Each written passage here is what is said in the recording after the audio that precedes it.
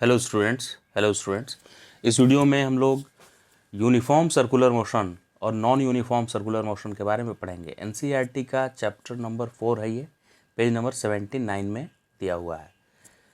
इस चैप्टर में motion in a plane, इस चैप्टर में वेक्टर पढ़ना है, प्रोजेक्टाइल मोशन पढ़ना है, और ये थर्ड उसका पार्ट है यूनिफॉर्म सर्कुलर मोशन। तो स्टार्ट करते हैं हम लोग, लाइन बाय लाइन देखते हैं क्या लिखा है इन्होंने। When an object follows a circular path at a constant speed, क्या लिखा है यहाँ पे, स्पीड कांस्टेंट होना चाहिए। जो भी इंपॉर्टेंट पॉइंट्स होंगे उसमें उसको मैं अंडरलाइन कर दूंगा या सर्कल कर दूंगा, जो कीवर्ड्स होंगे तो याद रखने हैं आपको। तो अगर कांस्टेंट स्पीड से मूव कर रहा है कोई object, the motion of object is called uniform circular motion. अगर कांस्टेंट स्पीड से सर्कल में कोई ऑब्जेक्ट ऐसे मूव कर रहा है, इसकी स्पीड 10 अगर यहाँ पे है तो आगे भी 10 ही होनी चाहिए, कम या ज़्यादा नहीं होनी चाहिए। स्पीड कम भी नहीं होना चाहिए, ज़्यादा भी नहीं। सेम स्पीड से अगर सर्कल में घूम रहा है कोई ऑब्जेक्ट तो उसके मोशन को बोलेंगे uniform circular motion. The word uniform refers to the speed which is uniform. Uniform को अब से कांस्टेंट बोलना है, क्योंकि यूनिफॉर्म वेलोसिटी, यूनिफॉर्म एक्सेलरेशन बोलने से वो एक और डेफिनेशन आपको याद करना पड़ता है कि कांस्टेंट एक्सेलरेशन। यूनिफॉर्म वेलोसिटी मतलब कांस्टेंट वेलोसिटी। तो ये वर्ड आप याद रखेंगे, जब भी यूनिफॉर्म वर्ड आएगा कभी भी तो उसका मतलब कांस्टेंट समझ लेना है, ठीक है। Suppose an object is moving with uniform speed v in a circle of radius r as shown in figure. Since the velocity of the object is changing continuously in direction, the object undergoes acceleration. देखिए students, यहाँ पे इसकी speed constant है 10, लेकिन velocity change हो रही है, इसलिए कि वेलोसिटी है वेक्टर, और इस जगह ये वेक्टर का मैग्नीट्यूड तो 10 है, लेकिन डायरेक्शन ऐसे ऊपर की तरफ डायरेक्शन है, जे कैप मान लेते हैं उसको। लेकिन जैसे ही ये टॉप मोस्ट पॉइंट पे आएगा, इसका डायरेक्शन देखिए लेफ्टवर्ड हो गया कि नहीं। मैग्नीट्यूड 10 रहा लेकिन डायरेक्शन तो ऐसे लेफ्ट डायरेक्शन में हो गया। तो डायरेक्शन चेंज करने पे वेक्टर को माना जाता है कि वो चेंज हो गया। तो वेलोसिटी, यूनिफॉर्म सर्कुलर मोशन में भी वेलोसिटी चेंज होता है, स्पीड कांस्टेंट रहता है लेकिन वेलोसिटी चेंज होता है due to change in direction. तो अभी मैं कुछ क्वेश्चन पूछता हूँ, बताइए। In uniform circular motion velocity constant, remain constant और चेंजेज, क्या आंसर हुआ इसका? तो आंसर है changes.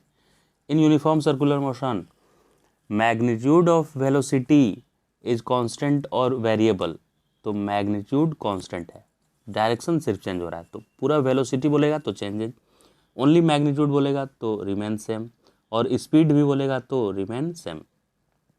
Since the velocity of the object is changing continuously in direction, the object undergoes acceleration. Acceleration का डेफिनेशन ही है कि rate of change of velocity. तो जब भी वेलोसिटी में चेंज आएगा, चाहे मैग्नीट्यूड में चेंज आए या डायरेक्शन में आए या दोनों में आए, किसी भी चीज़ में वेलोसिटी के अगर ओनली डायरेक्शन में भी चेंज आए तो माना जाए कि वेलोसिटी बदल गया, और वेलोसिटी बदलने के लिए एक्सेलरेशन चाहिए, राइट। तो यूनिफॉर्म सर्कुलर मोशन में भी एक्सेलरेशन एक्ट करता है।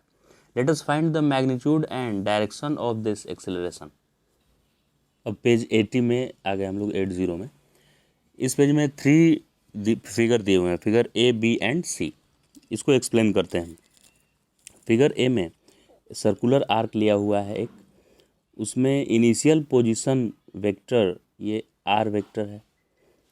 अभी एनसीईआरटी में आर के ऊपर ऐसे वेक्टर नहीं लिखकर सिर्फ इसी को हाईलाइट कर देता है, आर ऐसे ज़्यादा डार्क कलर से लिखता है आर, तो समझना है कि वो वेक्टर है, और लाइट कलर से लिखेगा तो वो सिर्फ उसके मैग्नीट्यूड की बात कर रहा है, ठीक है। तो ये आर वेक्टर यहाँ पे है एक, सी पी वेक्टर, और यहाँ पे वेलोसिटी रेडियस टेंजेंट की तरफ होता है, तो टेंजेंट रेडियस पे होता है परपेंडिकुलर, तो इस टेंजेंट की तरफ वेलोसिटी है।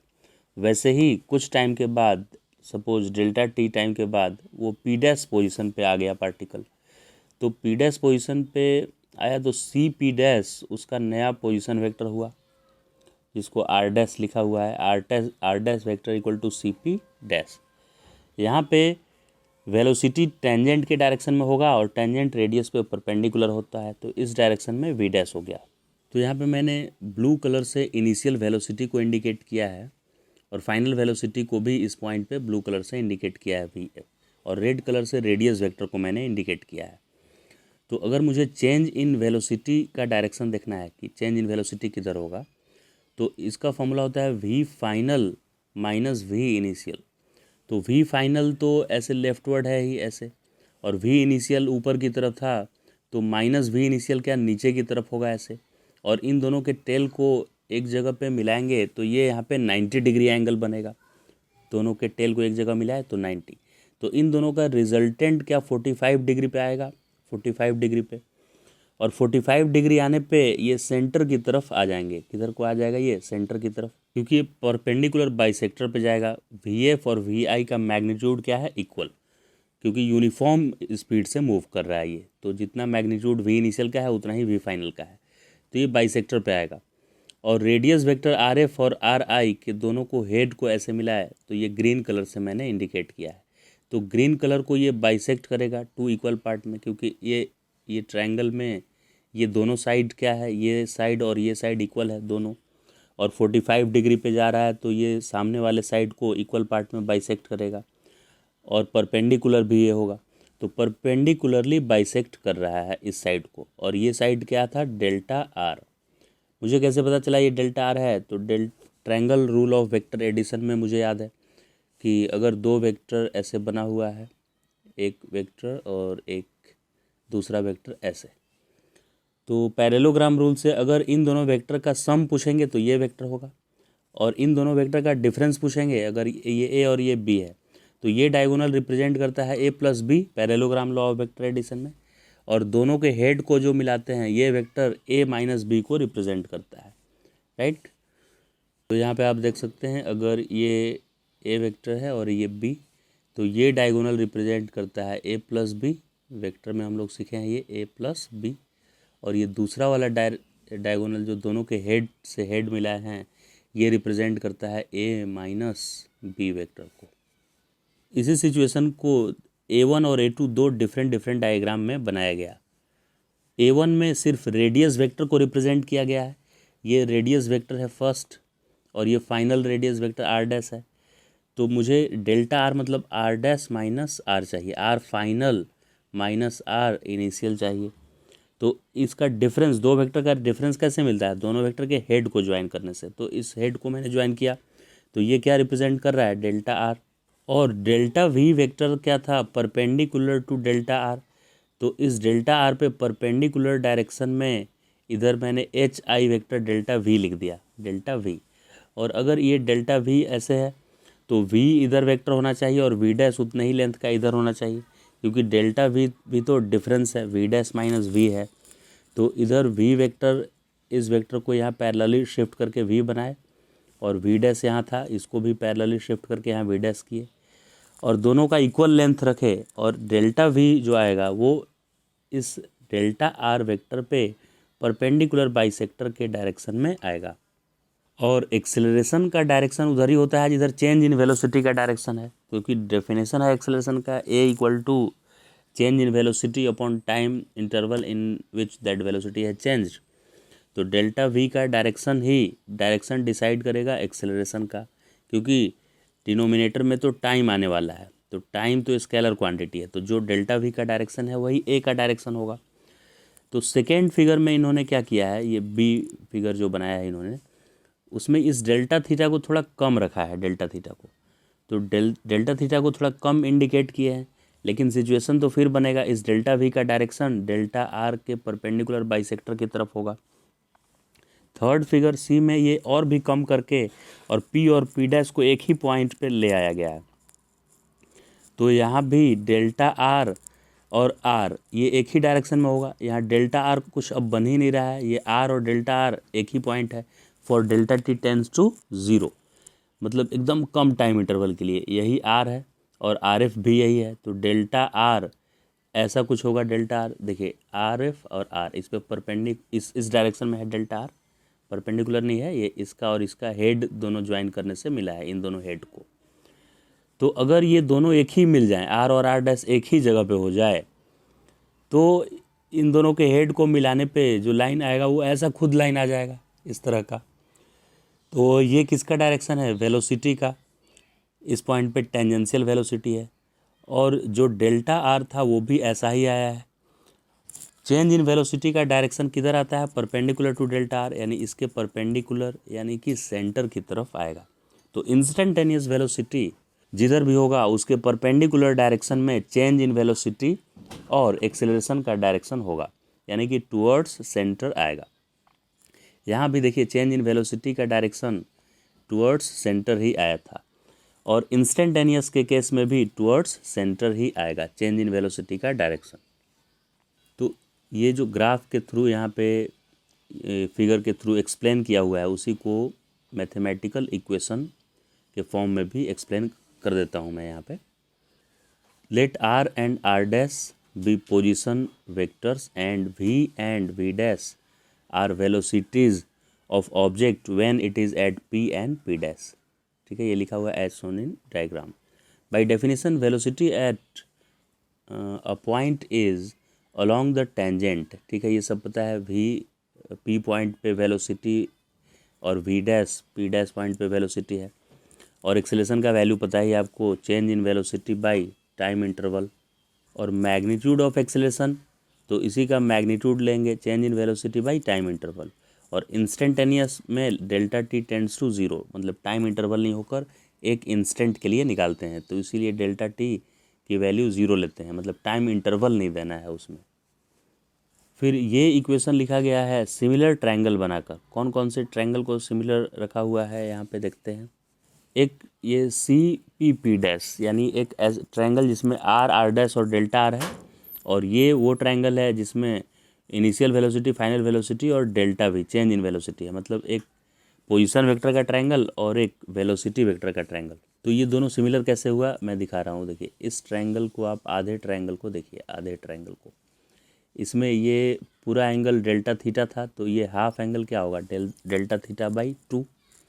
वैसे ही इसमें भी अगर आप एक परपेंडिकुलर ऐसे ड्रॉ करें ऐसे तो ये आधा एंगल क्या होगा, डेल्टा थीटा बाई 2। और इसमें ये परपेंडिकुलर है तो दो एंगल इक्वल हो जा रहा है, ये एंगल और ये एंगल। और इसमें भी ये एंगल 90 और दूसरा वाला एंगल डेल्टा थीटा बाई 2 है। तो अगर दो एंगल इक्वल होता है किसी भी ट्रायंगल में तो एंगल से वो दोनों ट्रायंगल, तीसरा भी एंगल इक्वल ही होगा, दो एंगल इक्वल है तो, क्योंकि तीनों का सम तो 180 होना है। तो एंगल से सिमिलैरिटी से ये दोनों ही ट्रायंगल सिमिलर हो जाएगा। अब ये मुझे पता चल गया कि ये एंगल इस एंगल के इक्वल है और ये एंगल इस डेल्टा थीटा था ही यहाँ पे, तो ये दो एंगल इक्वल हो गया। तो इससे ये पूरा का पूरा ट्रायंगल, ये ट्रायंगल और ये ट्रायंगल भी सिमिलर हो जाएगा। और सिमिलर ट्रायंगल में साइड का रेशियो सेम होता है। तो वेलोसिटी वाले ट्रायंगल से डेल्टा वी और अपॉन वी लिखा मैंने, तो डेल्टा वी अपॉन वी जो होगा वही होगा delta r divided by r, right. तो उसी बात को लिखा गया है यहाँ सिमिलर ट्रायंगल से delta v by v equal to delta r, और मॉड मतलब लेंथ ले रहे हैं ट्रायंगल का, तो mod of delta v by v equal to delta are by r. So delta v equal to ये वी इधर मल्टीप्लाई हो जाएगा v delta are by r. फिर एक्सेलरेशन क्या होता है, change in velocity by time interval. तो change in velocity की जगह पर ये सब्सटीट्यूट किया हुआ है यहाँ V delta are by R, तो डेल्टा वी की जगह पर लिख दिया we delta are by R और delta T as it is यहाँ पर रहा, राइट। अब इसमें वी बाई आर, ये वी और आर ये कांस्टेंट स्पीड से मूव कर रहा था तो वी बाहर आ गया, और आर रेडियस कांस्टेंट है तो इसको बाहर ले लिए, तो बच गया क्या, डेल्टा आर बाई आर। ये डेल्टा आर का मैग्नीट्यूड और डेल्टा टी ये बच गया यहाँ पे। अब एक आपको पता होगा प्रॉपर्टी, आर्क लेंथ और रेडियस और एंगल में रिलेशन होता है कुछ। आर्क इक्वल टू होता है डी थीटा इंटू आर, मतलब आर डी थीटा ये रेडियस और ये एंगल, इसको मल्टीप्लाई करेंगे तो क्या मिल जाता है, आर्क लेंथ। और आर्क लेंथ मतलब ये कितना डिस्टेंस है वो कैसे मिलेगा, स्पीड इंटू टाइम से, तो इसको मैं इक्वेट कर दिया स्पीड और टाइम जितना भी लगा डी टी। अब चूँकि ये डी थीटा काफ़ी स्मॉल है, बहुत स्मॉल एंगल के लिए लिया गया है ये इंस्टेंटेनियस निकालने के लिए, इसीलिए आर डी थीटा में डी थीटा का वैल्यू स्मॉल होने के कारण उसको डेल्टा आर के इक्वल ले सकते हैं। क्योंकि ये डेल्टा आर क्या है, यहाँ पे कॉर्ड है ये बना हुआ, और आर्क लेंथ थोड़ा ज़्यादा है उससे। लेकिन जब थीटा बहुत कम होता है, ये डी थीटा की वैल्यू जब बहुत कम होगी, तो जो कॉर्ड होगा वही आर्क होगा। यहाँ देखिए ऐसे मैं बना रहा हूँ, यहाँ पे ये स्ट्रेट लाइन ये कॉर्ड है और ये आर्क है। अब वी डी टी से क्या मिलेगा, ये आर्क मिलेगा, एक्चुअल डिस्टेंस ट्रेवल मिलेगा। लेकिन मुझे ये लिखना है, ये कॉर्ड लिखना है, ये चीज़। तो इसका वैल्यू डेल्टा आर था ये। और स्मॉल एंगल जब मैं लूँगा तो जो डेल्टा आर होगा वही ये आर्क लेंथ होगा। तो डेल्टा आर को मैंने आर्क लेंथ यानी v d t speed into time से कितना आर्क बनाया है वो डी टी टाइम में वो मिल जाएगा। तो इसीलिए मैंने इस डेल्टा आर को लिख दिया we delta t. Actually v delta t equal to arc length लिखना था, लेकिन जो आर्क लेंथ है वही कॉर्ड होगा स्मॉल एंगल के लिए, राइट। देखिए ये क्या है डेल्टा, ये देखिए ये था आर इनिशियल और ये था आर फाइनल और ये था डेल्टा आर। और वी डेल्टा टी क्या है, ये आर्क लेंथ है। तो आर्क लेंथ और ये कॉर्ड दोनों इक्वल है जब ये एंगल स्मॉल होगा तो डी थीटा। तो उसी बात को यहाँ लिखा हुआ है। तो v equal to v delta t equal to delta r हो गया। फिर डेल्टा टी इधर डिवाइड कर दिए, तो delta are by delta t equal to approximately equal to क्या आ गया, वी। तो delta are by delta t equal to v आया फॉर स्मॉल टाइम इंटरवल और for small angle d theta. तो ये एक्सेलेरेशन अब कितना बन जाएगा, ये डेल्टा आर बाई आर की जगह पर वी आपको रखना है, यानी इस चीज़ को वी सब्स्टिट्यूट कर देना है। तो यहाँ वी बाई आर था और एक वी और आ गया, तो एक्सेलरेशन का वैल्यू हो गया, पहले से था वी बाई आर और इसके जगह पर फिर से मैंने वी लिख दिया, तो क्या आ गया वी स्क्वायर बाई आर। तो सेंट्रीपिटल एक्सेलरेशन की वैल्यू होती है वी स्क्वायर बाई आर। तो अगले पेज में पेज 81 में यही लिखा हुआ है, देखिए ए सेंट्रीपिटल है वी स्क्वायर बाई आर और इसका डायरेक्शन है डायरेक्टेड टुवर्ड्स द सेंटर और इसको सेंट्रीपिटल एक्सेलरेशन बोलते हैं। अगर जो मास ऑब्जेक्ट का मल्टीप्लाई कर दे, जो रिवॉल्व कर रहा है सर्कुलर पाथ में इस एक्सेलरेशन में, तो centripetal acceleration v square by r आया था, इसमें मास मल्टीप्लाई कर देंगे तो ये सेंट्रीपिटल फोर्स बन जाएगा m v square by r. फिर वो ओमेगा बोला है, एंगुलर वेलोसिटी का डेफिनेशन लिखा है delta theta by delta T, और टेंजेंशियल वेलोसिटी का फॉर्मूला होता है delta S by delta R, कि कितने स्पीड से, ये स्पीड बताएगा टेंजेंशियल स्पीड कि आर्क लेंथ ट्रेवल कितने स्पीड से कर रहा है, ये है delta S by S, right. फिर अभी देखे थे हम लोग कि आर्क लेंथ होता है रेडियस इनटू थीटा के इक्वल। किसी भी आर्क, ये आर्क लेंथ है, इसको डेल्टा एस लिखा हुआ है और इसको डेल्टा थीटा एंगल को, और ये रेडियस, तो आर इंटू डेल्टा थीटा करने पे क्या मिल जाता है डेल्टा एस। तो वही यहाँ लिखा है delta s equal to r delta theta. Delta s की वैल्यू यहाँ से यहाँ सब्स्टिट्यूट करेंगे इस जगह, डेल्टा एस का वैल्यू क्या आएगा वी डेल्टा टी, तो डेल्टा एस की जगह पर लिख दीजिए वी डेल्टा टी, और राइट साइड में क्या आ गया है आर डेल्टा थीटा।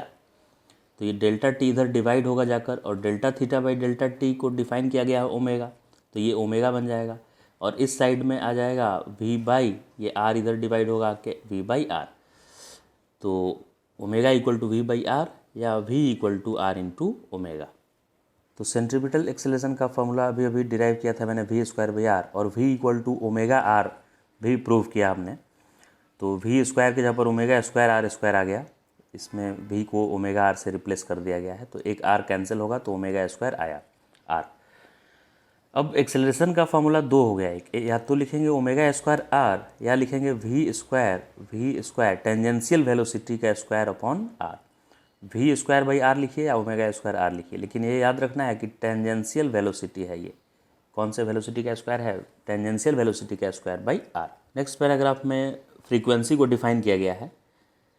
तो the time taken by object to make one revolution is known as time period and number of revolution in 1 second is called frequency।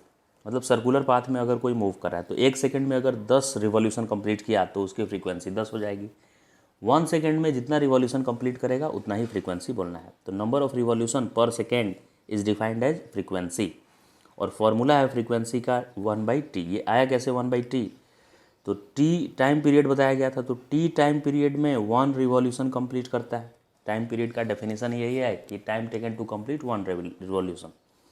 तो circular path में 1 revolution T time में किया तो 1 second में कितना करेगा, unit time में कितना करेगा रिवॉल्यूशन, तो 1/t रिवॉल्यूशन। और यूनिट टाइम में जितना नंबर ऑफ रिवॉल्यूशन होता है उसी को फ्रीक्वेंसी बोलते हैं। तो इसलिए फ्रीक्वेंसी का फॉर्मूला 1/t आ गया, फ्रीक्वेंसी का फॉर्मूला। 1 कंप्लीट सर्कल मूव करने में वो आर्क कितना हो जाता है, 2πr, आर्क लेंथ यानी सर्कमफेरेंस 2πr होगा। तो टाइम पीरियड का फॉर्मूला टी होता है एक कंप्लीट रिवॉल्यूशन करने में टाइम। तो स्पीड का फॉर्मूला होता है डिस्टेंस बाई टाइम। तो स्पीड इक्वल टू लिख सकते हैं tangential speed equal to 2πr is circumference और टी इज़ टाइम पीरियड। तो 2πr बाई कैपिटल टी और बाद में 1/t को फ्रीक्वेंसी यहाँ लिख दिया गया है न्यू। तो 2πr न्यू ये भी लिख सकते हैं। फिर ओमेगा डिफाइन हमने किया था कि एंगल अपॉन टाइम। तो एक कंप्लीट रिवॉल्यूशन होता है तो एंगल 2π बन जाता है सेंटर पे, और जितना भी टाइम एक कंप्लीट रिवॉल्यूशन में होता है उसको टाइम पीरियड बोलते हैं। तो 2π/t भी फॉर्मूला हो जाएगा ओमेगा का। और 1/t को फ्रीक्वेंसी लिखते हैं इसलिए 2π इंटू फ्रीक्वेंसी भी लिख सकते हैं, 2π इंटू फ्रीक्वेंसी ओमेगा का फॉर्मूला। और v equal to omega r, v equal to क्या होता है ओमेगा आर। तो ओमेगा यहाँ पे दिया हुआ है, इसमें r जैसे ही मल्टीप्लाई करेंगे तो क्या मिल जाएगा मुझे v। तो देखिए इसमें r मल्टीप्लाई कर दिया गया। और सेंट्रीपिटल एक्सेलेरेशन का फॉर्मूला था ओमेगा स्क्वायर r। तो ओमेगा की वैल्यू 2πv है, 2π इंटू ये v नहीं है न्यू है फ्रीक्वेंसी, f इसको आप लिख सकते हैं f, 2πf है। तो एक्सेलरेशन का वैल्यू होगा ओमेगा स्क्वायर आर यानी 2 square pi square F square और r। तो फ्रीक्वेंसी को न्यू भी लिखा रहता है तो 2 का स्क्वायर हो गया 4 पाई स्क्वायर और न्यू फ्रीक्वेंसी का स्क्वायर और ये r। ये भी सेंट्रीपिटल एक्सेलरेशन का फॉर्मूला हो गया। फिर यहाँ एक एग्जाम्पल दिया हुआ है, सॉल्व एग्जाम्पल करते हैं। 4.10 an insect trapped in a circular groove of radius 12 centimetre moves along the groove steadily and complete 7 revolution and in 100 second. 7 revolution, ये तो रेडियस हो गया 12 सेंटीमीटर और वो 7 रिवॉल्यूशन कर रहा है 100 सेकेंड में। तो ये टाइम है और 1 रिवॉल्यूशन में 2πr डिस्टेंस मूव करता है या एंगुलर डिस्प्लेसमेंट एंगल कितना बनाता है एक रिवॉल्यूशन में 2π एंगल बनाता है। तो 7 रिवॉल्यूशन में 7 इंटू 2π बनाएगा। तो फर्स्ट क्वेश्चन है what is the angular speed, right. Angular speed की फॉर्मूला होती है एंगल कितना बना और कितने समय में बना वो एंगल। तो 2π एंगल ले लिया तो 2π एंगल की जगह पर लिख दिए और ये 1/टाइम है। 1/टाइम को क्या बोलते हैं फ्रीक्वेंसी, और फ्रीक्वेंसी होता है number of complete oscillation in 1 second. तो यहाँ पे दिया हुआ था कि 100 सेकेंड में 7 ओसिलेशन किया है, 100 सेकेंड में 7। तो 1 सेकेंड में कितना ओसिलेशन किया होगा 7/100। सो फ्रीक्वेंसी इज 7/100, राइट। तो ओमेगा इक्वल टू होता है 2π इंटू एफ, 2π अपॉन टी है और 1/t एफ होता है फ्रीक्वेंसी। और फ्रीक्वेंसी अभी अभी 7/100 आया तो 2π इंटू 7/100 से आ जाएगा ओमेगा का वैल्यू। फिर इसमें एंगुलर स्पीड के साथ साथ लीनियर स्पीड भी पूछा है। तो ओमेगा मिल गया तो v equal to r omega लिख देंगे। ये देखिए v equal to r omega. तो रेडियस दिया ही हुआ है 12 सेंटीमीटर, उसको 12 सेंटीमीटर यहाँ लिखा हुआ है और ओमेगा यहाँ से आया, ओमेगा यहाँ सब्स्टिट्यूट कर देंगे, मल्टीप्लाई करने पे v भी मिल जाएगा। पार्ट बी में है is the acceleration vector a constant vector. तो एक्सेलरेशन वेक्टर कांस्टेंट नहीं है क्योंकि सर्कुलर मोशन में देखिए क्या होगा, यूनिफॉर्म सर्कुलर है क्योंकि इसकी टेंजेंशियल स्पीड 0.44 एक कांस्टेंट वैल्यू आई है। तो ये कांस्टेंट स्पीड से सर्कल में मूव कर रहा है तो यूनिफॉर्म सर्कुलर मोशन तो कर रहा है और इसलिए एक्सेलरेशन ओनली सेंट्रीपिटल एक्सेलरेशन लग रहा है इस पर सेंटर की तरफ v²/r। और v का वैल्यू फिक्स है और r की भी वैल्यू फिक्स है तो v²/r भी क्या होगा कांस्टेंट होगा। लेकिन ये सिर्फ एक्सेलरेशन का मैग्नीट्यूड है, डायरेक्शन तो चेंज होगा क्योंकि अभी अगर ये इस पोजीशन इस जगह पर है तो एक्सेलरेशन लेफ्टवर्ड है, लेफ्ट साइड। जब पार्टिकल यहाँ पे आ जाएगा तो उस सेंट्रीपिटल एक्सेलरेशन का वैल्यू ऐसे डाउनवर्ड हो जाएगा, डाउनवर्ड, राइट। फिर जब यहाँ पे आ जाएगा पार्टिकल घूम के तो एक्सेलरेशन इधर को हो जाएगा, राइटवर्ड हो जाएगा। तो ये एरो का हेड देखिए डिफरेंट डायरेक्शन में आ रहा है। तो एक्सेलरेशन सेंट्रीपिटल एक्सेलरेशन का मैग्नीट्यूड तो कांस्टेंट होगा लेकिन डायरेक्शन चेंज करेगा। तो जो बी पार्ट में क्वेश्चन था is the acceleration vector constant, तो इसका आंसर है no. What is its magnitude, अभी मैग्नीट्यूड निकालेंगे लेकिन एक्सेलरेशन वेक्टर कांस्टेंट नहीं हुआ, सिर्फ मैग्नीट्यूड उसका कांस्टेंट आया। हाँ, फिर एक्सेलेरेशन पूछ रहा था कि कितना एक्सेलेरेशन होगा बताइए। तो ओमेगा स्क्वायर आर फार्मूला अभी पढ़े हैं एक्सेलेरेशन का। ओमेगा अभी अभी फाइंड किया मैंने 0.44 और रेडियस 12 दिया हुआ था, तो इससे सेंट्रीपिटल एक्सेलेरेशन का मैग्नीट्यूड 2.3 आ गया। तो यूनिफॉर्म सर्कुलर मोशन में इसमें इतना ही है। इसके बाद इसमें एनसीईआरटी में पेज नंबर 82 में समरी दिया हुआ है और फिर एक्सरसाइज के क्वेश्चंस हैं, जो कि आने वाले वीडियो में मैं एक्सरसाइज का सॉल्यूशन भी वीडियो बनाकर अपलोड करूँगा। ठीक है, इतना ही रखते हैं इस लेक्चर में। Thank you.